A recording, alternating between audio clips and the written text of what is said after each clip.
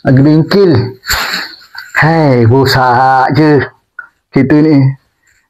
Nak beli baru tak mampu. Tak apalah. Itu dia bengkel. Melayu ni. Kena support ni. Abang, nak tengok kan lah kereta tu. Bang, kompresor ni kena tukar bang. Oh, kena tukar? Boleh dah. Cooling coil pun kena bang. Boleh dah. Boleh bajet cukup tu. Aduh. Banyak kena tukar dekat 1,000. Tak apalah. Sekali je. Okey, siap bang.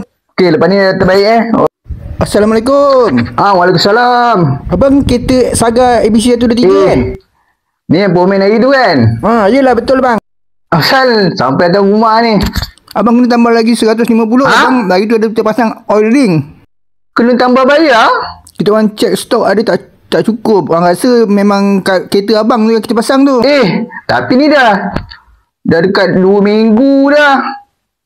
Lagipun hari tu dah keluar invoice semua.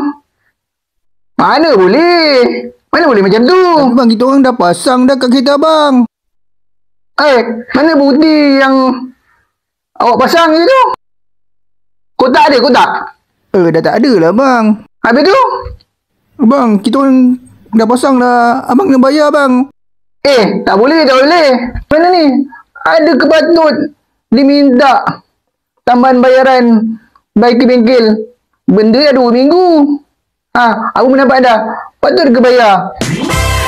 Fungsi sikit pendapat?